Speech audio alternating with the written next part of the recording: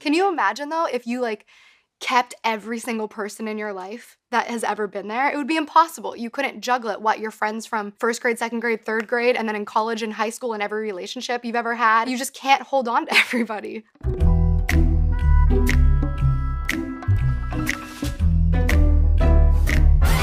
Monster came at a time when I was feeling like I was losing a lot of people, and it felt like a lot of different people in a lot of different directions, and it felt like I was doing something inherently bad or I did something wrong. And there comes a point if you're having problems with people where you kind of have to ask yourself, is it me? Am I the reason? Because sometimes it's hard to see things from another person's perspective. So that's just that self-analysis.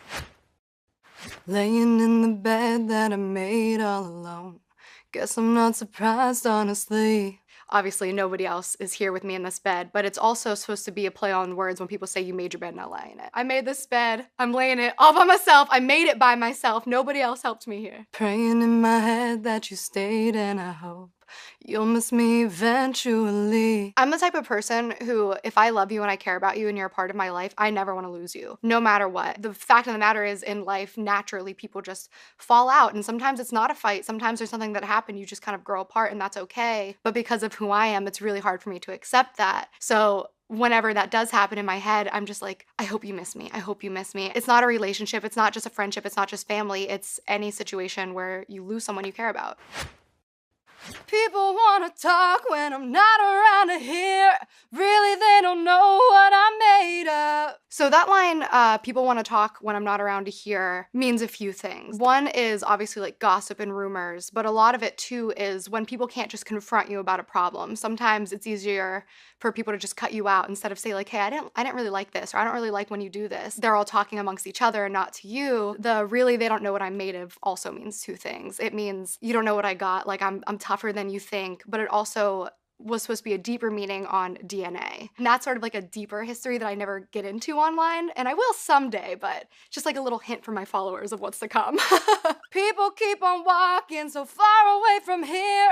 Clearly I'm the one they're afraid of. The thing with the line, clearly I'm the one they're afraid of, is there is no reason that you can pick out. It's just sort of like, clearly it's me. Whether it is or isn't, it's the feeling of blaming yourself for everything. But it's hard not to feel that way when people either, like, ghost you or cut you out or whatever it is, you start to blame yourself.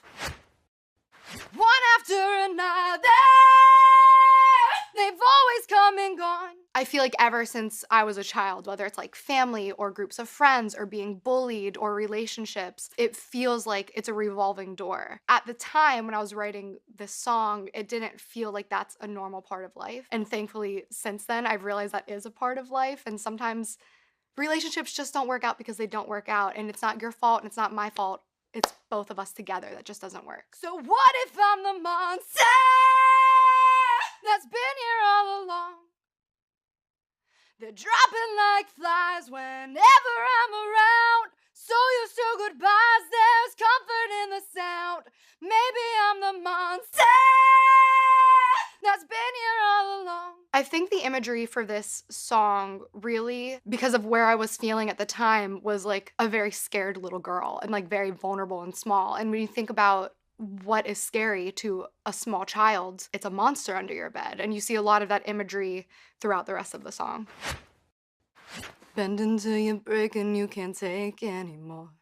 I'm not worth the trouble, it seems. I would say you're wrong, but I've been here before. You won't be the last one to leave. You won't be the last one to leave is definitely sort of a self-fulfilling prophecy. It's just a negative mindset of being used to a certain thing, being used to goodbyes, not believing that you're worth sticking around for. At some point, because there is comfort in goodbyes, you might force that upon the situation too. You're safe here, no need to run and hide underneath your cover now. So one way to look at this is kind of talking to yourself and saying to yourself, like, it's okay, it's fine. But then another is talking to the person who's afraid of you. But then another way is talking to the person who's actually hurting you. And the word cover now isn't just like your blanket. Obviously, that's the imagery I chose to use, but it's also the cover as in the cover up. A lot of times people will paint you to be somebody you're not to fit their narrative, and you don't need to hide under that. You can just be honest. Don't be scared, there's nothing left inside since you ate my heart out. It's really begging the listener to stay in my life and give me a chance and trust me. Like, I'm not that scary. Like, I promise, even if I look scary, I'm just this scared little vulnerable thing. I don't even have a heart. I'm so sad.